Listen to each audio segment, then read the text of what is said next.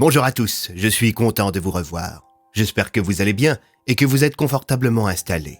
J'espère aussi que vous avez apprécié l'épisode précédent et que vous apprécierez tout autant celui-ci. Juste avant de commencer mon récit, je fais un petit coup de pub pour 2 livres que j'ai écrits et qui s'appellent Le calendrier d'avant la fin des temps et Les démons du goût. Le premier, c'est l'adaptation de l'œuvre précédente Pic au vent ne répond plus, et le second, une œuvre exclusive qui d'ailleurs existe aussi en version audio. Toutes les informations sont dans la description et ces 2 bouquins, outre le fait de financer mes projets lorsque vous les achetez, peuvent, je pense, faire de très sympathiques cadeaux de Noël. N'hésitez pas à consulter les liens dans la description et le commentaire épinglé de cette vidéo pour vous procurer ces petites merveilles. Merci de votre attention. Et maintenant, mes amis, je vous souhaite à tous la bienvenue dans le 12e chapitre de ce Super Flame Story.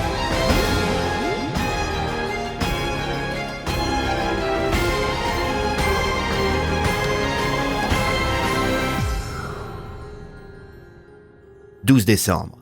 C'était aujourd'hui que devait se passer l'échange entre Bennett et le pauvre sergent Hudson. La nuit n'avait pas été de tout repos.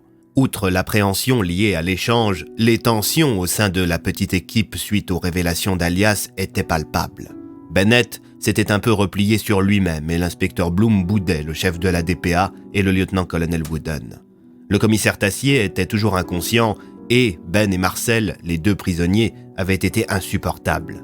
En effet, ces derniers semblaient avoir subi une sorte de crise de manque liée à la drogue du faucheur, comme l'avait appelé Bennett. Pour les calmer, l'inspecteur Bloom, sur les nerfs, les avait déplacés à la cave avec l'aide du lieutenant Fong. Ce dernier était très inquiet pour la suite des événements. Il était le père de 2 enfants et s'inquiétait pour leur sort. Souvent, il sortait de son portefeuille une photo de sa petite famille et il la contemplait, nostalgique. « Dites, inspecteur. »« Oui, Fong. »« Si je m'en sors pas, vous pourriez remettre cette lettre à ma femme. » Bloom prit la lettre et se contenta de hocher la tête. Cet instant dramatique fut interrompu par un vacarme assourdissant à la cave. L'inspecteur et le lieutenant s'y précipitèrent. Lorsqu'ils arrivèrent, ils purent voir que Ben avait réussi à se détacher. À côté de lui se trouvait le cadavre de Marcel. Ben était penché au-dessus et buvait son sang. Il lui avait tranché la gorge avec un bout de ferraille. « Bordel de merde !» s'exclama Bloom en dégainant son arme. « Fonk, allez chercher Bennett !» Tandis que le lieutenant remontait les escaliers, Ben se leva et fixa l'inspecteur Bloom avec un air de psychopathe. « Je suis désolé, j'avais si faim, je voulais de la récompense. Il en avait dans le sang, alors je l'ai bu. » Ben fit une pause et renifla l'air ambiant. La tension était à son comble. Sans crier gare, le détenu se mit à courir dans la direction de l'inspecteur après avoir ramassé un morceau de métal. L'inspecteur hésita à tirer et ce fut finalement le lieutenant Fong qui l'abattit d'une balle en pleine tête. Derrière Fong se trouvait Bennett. « Par tous les dieux, mais que s'est-il passé, bon sang ?» demanda Andrew. « Désolé, » reprit Fong. « À la base, je visais les bras. » Bloom retint un rire nerveux. « Qu'est-ce que c'était ce coup de feu ?» demanda Alias en déboulant à son tour en compagnie de Wooden. « J'ai bien l'impression que la drogue bleue rend zinzin les gars qui sont en manque, » déclara l'inspecteur Bloom. Pendant ce temps, dans la cave du repère de Nicolas Boglov, ce dernier s'amusait avec Hudson. La drogue bleue avait fait son petit effet sur ce dernier et il était plus mou qu'un chewing-gum. « Alors, sergent, bien dormi ?» Hudson avait un mal fou à articuler. Il bavait abondamment. « Fermez la bug. Je bug. Ah, fais chier. » Le russe éclata de rire. « Désolé, mais je ne comprends pas ce que vous dites. Je crois que j'y suis allé un peu fort sur la dose. Vous savez quoi, je voulais vous refaire une injection, mais je crois que je vais encore attendre un peu. » Je vous en veux. Ah. Vous pourriez rester poli, déjà que j'ai accepté de vous échanger contre Bennett. Boglov regarda sa montre. Il était 9h30. Il remonta à l'étage et passa un appel radio. « Allô, Inspecteur Bloom, vous êtes là? Et comment que je suis là, espèce d'enfoiré? Parfait. Rendez-vous devant la mairie avec Bennett à midi pile. Je suppose que je dois venir seul avec Bennett? Faites comme vous voulez, j'ai tout ce qu'il faut pour assurer mes arrières. À tout à l'heure. » Boglov interrompit la communication et briefa ses hommes. « Les enfants, on a un peu moins de 2 heures pour mettre en place notre petit piège. Est-ce que les corps sont en place? » « Oui, monsieur. Parfait. Plus qu'à attendre. » Dans la maison de feu Timothée Wallace, on se préparait à se rendre à la mairie. Bloom, alias Fonk et Wooden s'équipaient avec les tenues anti-émeute et s'entraînaient à dégainer le plus rapidement possible, tandis que Bennett était plongé dans ses pensées. Bien qu'il fût un peu stressé, il faisait de son mieux pour ne rien en laisser transparaître. Oswald et Rico, quant à eux, devaient veiller sur le commissaire Tassier, toujours inconscient. Le vieil homme était assis sur un fauteuil face au canapé sur lequel était allongé le chef de la police marmotanaise. Rico tentait tant bien que mal de tenir une conversation. « N'empêche, Oswald, il est vachement puissant, ton bâton. »« De la magie !»« Ouais, tu l'as dit, Bouffi. »« Rien ni personne ne doit quitter Picovan. »« Ouais, on a compris, mon vieux. » Soudain, Oswald, qui était plutôt calme, se mit à s'exciter en pointant du doigt le commissaire. Ce dernier était en train de revenir à lui. « Les gars, y a Tassier qui se réveille !» s'exclama Rico. Tous les membres de l'équipe débarquèrent dans le salon. « Commissaire, vous allez bien ?» demanda l'inspecteur Bloom en voyant son supérieur émerger. Quoi ?» Soudain, il se figea en fixant Oswald. Ce dernier se contenta d'applaudir le commissaire en poussant des sortes de cris de joie. « Oh yada !»« Oh !» Visiblement, il était excité par son réveil. Tassier était dans le brouillard. Il se leva lentement et alla s'asseoir dans la cuisine. Le lieutenant Fonk lui prépara une petite tisane. « Vous allez bien, chef ?»« Je sais pas trop. » Oswald s'était faufilé discrètement dans la cuisine. Il était assis pile en face du commissaire. À vrai dire, il n'était pas vraiment assis. Il avait replié ses jambes contre sa poitrine et effectuait des mouvements de balancier avec son corps, tout en se rongeant les ongles des mains. « Ah mais putain, ça y est, je sais à qui me fait penser Oswald !» déclara l'inspecteur Bloom. « À qui donc ?» demanda Fonk. « À Gollum. »« Vous êtes vaches, les gars !» commenta Rico. « C'est un ancien propriétaire de porte, tout de même. » Soudain, le commissaire fut pris de violentes douleurs au crâne. Il prit sa tête dans ses mains. Il était en train de vivre une succession de flashs. Il se rappelait certaines choses. Mais ces choses, ce n'était pas lui qui les avait vécues, mais Oswald. Le vieux barbu pointa du doigt Tassier. « Mémoire ! Mémoire ! Mémoire !»« Nom d'un chien !» s'exclama le commissaire comme pris d'une illumination. « Vous avez vraiment vécu tout ça ?» Le vieux se contenta de hocher la tête. Le commissaire expliqua. « En fait, le bâton d'Oswald permet de transférer des souvenirs de la première personne qui le prend vers la seconde. Je viens de me taper 2 siècles de souvenirs, les gars. Croyez-moi, Oswald est à la fois cinglé et passionnant. Bordel, vous avez vécu tant de choses, monsieur. » Magie, mémoire, Vous avez appris des choses sur son état et sur le verrouillage magique de Picovan ? Je vais tâcher d'être le plus synthétique possible. Il a emménagé dans la foutue forêt de Picovan il y a 30 ans, car il savait, à la suite d'une rencontre fortuite avec l'Omniscient, qu'on enfermerait Boglov dans la prison des Roches. Il savait aussi qu'il allait s'évader et que ça pourrait avoir un effet boule de neige et potentiellement déclencher une catastrophe incommensurable. Le problème, c'est qu'il s'est fait prendre par surprise, ne sachant pas exactement la date de l'évasion. Le vieux a donc improvisé. Lorsqu'il a vu des faucheurs rôder dans la forêt, il a fait le choix de poser un verrou magique sur Picovan et s'est volontairement fait perdre la raison pour ne pas pouvoir être forcé par Boglov à retirer son verrou. « Et du coup, vous savez comment le retirer, ce verrou ?» demanda Bloom. Tassier regarda Oswald dans les yeux. « Non, je n'en ai pas la moindre idée. » Oswald parut soulagé, mais Bennett comprit que le commissaire avait menti pour protéger le secret. L'homme à l'étrange porte fit comme si de rien n'était. Une fois Tassier complètement remis, il se mit à s'entraîner avec le reste de l'équipe. Bloom résuma une ultime fois le plan. « Bon, pour la dernière fois, je fais comme si j'étais seul avec Bennett. On arrive par l'avenue principale. Vous empruntez des ruelles pour encercler la mairie. Vous vous mettez à couvert, on fait l'échange, et dès qu'on a Hudson, à mi-chemin, Bennett invoque sa porte pour faire diversion et on fait demi-tour en courant. Dès que c'est fait, vous vous mettez à canarder Boglov et ses sbires. Ça marche ?» Tous les hommes acquiescèrent. Il restait une petite heure avant l'échange. À l'autre bout du petit village, non loin de la mairie, dans une petite maison abandonnée, se trouvait le groupe du colonel Hartmann. Les hommes et l'enfant avaient marché des heures durant dans le froid glacial de Picovan. Ils avaient fini par tomber sur cette bâtisse et avaient décidé d'y passer la nuit. Par miracle, ils avaient pu contourner un imposant groupe de prisonniers qui rôdaient aux alentours de la mairie. S'ils avaient été repérés, ils n'auraient pas fait long feu. Le petit Maxime dormait à l'étage pendant que les soldats réfléchissaient dans le salon à la suite de leur action. Le colonel était plutôt optimiste. « Bon les gars, on a bien progressé dans notre mission. Malgré ce qui est arrivé à Beckett, paix à son âme, Le bilan est plutôt positif. On n'a plus qu'à quadriller le secteur jusqu'à trouver Bennett et DPA 001. On fait quoi pour le gamin? demanda Yupvig. À mon avis, le mieux est de le laisser à l'abri. Il ne faut pas qu'il nous suive en reco, c'est trop dangereux. On est en terrain hostile, déclara le sergent Antoine. J'approuve. On va mettre en place une garde alternée, plaisanta le colonel. Anderson, tu t'occupes du gosse pendant que Yupvig, Antoine et moi, on part en vadrouille. On reste en liaison radio cryptée. Si d'aventure l'un de nous se fait choper, qu'il se démerde pour se débarrasser de sa radio. Je vous rappelle que le cryptage des PA est classé secret défense. Les 3 hommes acquiescèrent. Anderson se posa sur le canapé avec une boisson chaude et un peu de lecture, tandis que Yupvig, Antoine et Hartmann quittaient discrètement la bâtisse pour faire une ronde. À Marmottin, la situation était toujours très tendue. Comme le colonel Guinard avait passé le protocole Centurion au niveau 2, les Marmottanais n'osaient plus trop sortir de chez eux. Dans les rues du petit village de montagne, on pouvait voir un balai incessant de véhicules tactiques frappés du sigle DPA, aller et venir. Aux intersections de certaines rues, des groupes de soldats cagoulés avec des chiens d'attaque. Les écoles de la ville, fermées jusqu'à nouvel ordre. Les alentours du centre de commandement de la division, verrouillés.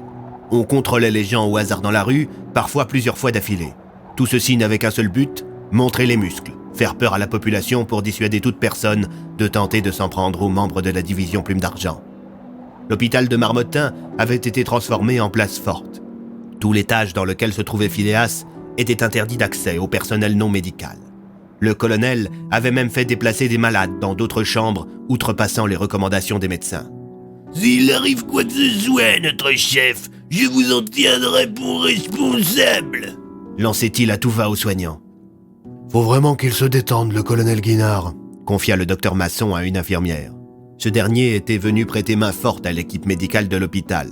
En effet, outre le protocole Centurion, un autre fléau frappait de plein fouet Marmottin. C'était la grippe. Alors qu'il était en train de prendre en charge un enfant, le docteur Masson fut appelé en urgence par des soldats. Phileas était en train de revenir à lui. Pendant ce temps, devant la mairie au centre de commandement de la DPA, le colonel Guinard interrogeait une énième fois Ginette Lochon, la tenancière du cul-sec. Cette dernière était plutôt indisposée à collaborer. « Vous savez, Guinard, des gars comme vous, j'en ai connu des tas, que de la gueule !» « La ferme vieille chouette !» s'exclama ce dernier en tapant des poings sur la table. « Pour la dernière fois, qui vous a fourni la substance que vous avez versée dans le café de Phileas ?»« Je ne vois pas du tout de quoi vous parlez, j'ai rien versé dans sa tasse !»« Arrêtez votre petit jeu, sinon vous retournez en cellule !»« C'est marrant, tout ce que j'entends quand vous parlez, c'est un gars qui joue les gros durs et qui fait mumuse à jouer aux petits soldats. »« Il s'en est assez !» s'exclama le colonel en quittant la pièce. Il revint quelques instants plus tard avec une batterie et des pinces crocodiles qu'il avait fait retirer d'un véhicule. Il s'apprêtait à électrocuter la vieille femme pour la faire parler. Mais il fut interrompu au dernier moment par un soldat venu lui annoncer le réveil de Phileas. Il quitta la pièce précipitamment. Dans l'étage de l'hôpital où se trouvait Phileas, la tension était à son comble. Tandis que le docteur Masson l'auscultait, il tentait d'en savoir plus. « Je suis resté dans les vapes combien de temps ?»« Je ne suis pas autorisé à vous répondre. » répondit le docteur Masson. Comment ça, vous n'êtes pas autorisé à me répondre ?»« Désolé, le colonel Guinard. Quoi, c'est Guinard qui vous a demandé de ne pas m'informer de mon état de santé? Qu'il aille se faire voir, celui-là !» s'exclama Phileas en se redressant dans son lit. 3 jours. Ça fait 3 jours que je suis ici. Oui. Je dois retourner immédiatement au centre des opérations, répondit Phileas quand le colonel fit irruption dans la salle. Content de voir que vous allez mieux, monsieur. État de la situation? Protocole au niveau 2, monsieur. De quel droit avez-vous haussé le niveau du protocole, Guinard? Et vous avez été agressé, on était sur le qui-vive et... Oui, ça va mieux, là. Vous me refoutez le niveau 1 et fiche ça, s'exclama DPA 002. Mais monsieur, la population est à cran et...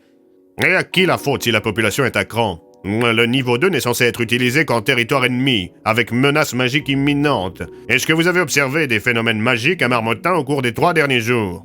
Non, monsieur. Et voilà, vous voyez que quand on vous pousse un peu au cul, vous faites les bonnes conclusions. Allez, Guinard, maniez-vous de réparer vos conneries. Le colonel baissa la tête. Lui qui était si autoritaire et sûr de lui en temps normal, faisait peine à voir. Il se rappela ensuite qu'il s'apprêtait à torturer une grand-mère, ce qui, si Phileas le découvrait, lui vaudrait sans doute une mise à pied. Il s'empressa donc de filer au centre de commandement pour brouiller les pistes et sauver quelques meubles, tandis que Phileas discutait avec le médecin. « Eh bien, on peut dire que vous l'avez mouché, le colonel !» s'exclama le docteur Masson. C'est le genre de personne qui a un gros complexe d'infériorité sous-jacent. Prenez-le de haut et il s'écrase. En attendant, il affirme qu'on vous a empoisonné. C'est ce qui lui a servi de motif pour montrer les muscles. Je ne vous cache pas que la DPA est plus que jamais détestée par les Marmottanais, monsieur. Cette ville est une poudrière. Vous devriez calmer le jeu au plus vite avant que ça vire à la guerre civile. J'entends ce que vous dites. Vous n'avez pas été empoisonné, n'est-ce pas? Demanda le docteur Masson. Non, en effet. Voyez-vous, j'ai un caillou de sang dans ma tête. Ce petit saligo me joue des tours régulièrement. Pourtant, on n'a rien vu lors de l'IRM. D'après mon neurologue, c'est parce qu'il est microscopique et extrêmement mal placé. Bref, je n'ai pas été empoisonné. Je vous demanderai cependant de ne pas ébruiter cette information qui me rendrait inapte à exercer au sein de la division Plume d'Argent. À moins que vous ne vouliez que Guinard prenne le contrôle de cette ville. Ça, il s'est empressé de le faire quand vous avez été hospitalisé. Je vais donc tâcher de résoudre ce problème, déclara Phileas en se levant. Midi approchait à grands pas. Bloom et Bennett avançaient lentement au milieu de l'avenue principale en direction de la mairie de Pikova. Les autres policiers étaient en position. La tension était palpable. Bientôt, Bennett vit dans le brouillard la silhouette de Boglov se dessiner. À côté de lui, Hudson, les poings liés. Derrière eux, plusieurs prisonniers armés. « Je ne sais pas vous, inspecteur, mais je ne le sens pas trop, cet échange », déclara Andrew. « C'est trop tard, Bennett. Si on recule, on se fait canarder, là. » À quelques mètres de là, dans une ruelle parallèle, Tassier venait de buter sur un curieux obstacle. Un tas de neige. Chose étrange, ce tas de neige était rougeâtre. Le commissaire creusa un peu. En dessous se trouvait un cadavre. « Philippe, regarde !» s'exclama Alias en pointant du doigt la place de la mairie. Le sol était jonché d'une bonne trentaine de tas de neige du même type. « Qu'est-ce que c'est que ce délire ?» demanda le commissaire. Bloom et Bennett étaient maintenant à une dizaine de mètres de Boglov. L'inspecteur, stressé, n'avait pas prêté attention aux monticules de neige qui bordaient le chemin. « Inspecteur Bloom, Andrew, ça fait plaisir de vous voir, » lança Boglov. « Maintenant, je vous propose de ne plus bouger. Hudson avance vers vous et Andrew vers moi. »« A-t-on seulement le choix ?» demanda l'inspecteur. « Non, bien sûr que non. » déclara Boglov en poussant Hudson dans la direction de Bennett. Le déplacement des deux otages semblait durer des heures. Tout à coup, à mi-chemin, alors que Bennett était à la hauteur de Hudson, ce dernier l'attrapa par la manche et le tira vers lui, invoquant ensuite sa porte. À peine surpris, Boglov ordonna à ses hommes de canarder Bennett et Bloom. Côté Tassier, on commençait à s'activer et à tirer dans la direction des prisonniers. D'un coup, Boglov sortit de sa veste un livre. Il l'ouvrit et posa ses mains dessus. Il se mit à parler fort. « Messieurs, je vous présente la marche des morts. » Soudainement, des tas de neige qui jonchaient le sol ont pu voir des mains émerger. Les morts étaient revenus à la vie. Ou plutôt, leur carcasse s'était animée. « Voilà qu'on a affaire à des zombies maintenant !» hurla Tassier en se rendant compte qu'il était à court de munitions. L'officier Funk vida son chargeur sur un des corps animés. Il n'en fut point stoppé. « Visez la tête !» hurla Bennett de toutes ses forces en rejoignant les policiers, en compagnie de Bloom et Hudson. Une balle passa juste à côté de la tête de Tassier et vint se loger dans le bras droit de Funk, qui s'effondra. « Ils sont trop nombreux, il faut se replier !» cria Wooden en se retournant, se rendant compte que des prisonniers arrivaient par derrière. « On est encerclés !» cria Alias, tandis qu'Andrew invoquait sa porte en boucle pour protéger ses amis des balles ennemies. « Messieurs, je suis désolé de vous dire ça, mais je crois que c'est la fin. » Au même instant, un nouveau déluge de balles, mais celui-ci n'était pas orienté contre le groupe de policiers. C'étaient les prisonniers et le mort-vivant qui étaient visés. Et pour cause, l'origine des tirs, c'était le groupe commando du colonel Hartmann. « Ça alors, Hartmann, on peut dire que vous tombez à pic !» s'exclama Alias en reconnaissant le soldat. « Baissez-vous !» hurla le colonel Hartmann en arrosant la zone avec son FAMAS. « You big feu !»« Mortier !» cria le sergent Antoine. Quelques secondes après, une explosion se produisit au niveau de la mairie, forçant Boglov et ses sbires à prendre la fuite, tandis que les policiers remettaient les morts dans leur état normal. Quand le sifflement des balles cessa et fut remplacé par celui du vent glacial de l'hiver, on fit brièvement les présentations. Les soldats escortèrent le groupe de policiers vers la maison qui leur servait de quartier général. Ils furent accueillis par le lieutenant Anderson et le petit Maxime. On s'empressa de soigner le bras du lieutenant Funk. Heureusement, ce dernier n'était que légèrement blessé et la balle était ressortie. « Il faut récupérer Oswald et Rico !» s'exclama Andrew en réalisant qu'il manquait à l'appel. « Indiquez-nous le chemin !» ordonna Hartmann. « Wooden, Yupvig, avec nous !»« Je veux venir !» s'exclama Bennett. « Négatif !» poursuivit le colonel. Vous et DPA-001 êtes les VIP qu'on doit protéger. D'ailleurs, Anderson, je vous laisse tirer une fusée verte pour indiquer à Marmottin que les colis ont été réceptionnés. Ce dernier s'exécuta et une dizaine de minutes plus tard, le groupe d'Hartmann revint avec Oswald. Seul Hick, Rico manquait à l'appel. Le corbeau avait disparu. « Où est passé Rico ?» demanda Bennett. « Je suis désolé, on ne l'a pas trouvé. » L'homme à l'étrange porte s'approcha d'Oswald. « Oswald, où est Rico ?» Le vieil homme se contenta de son charabia habituel.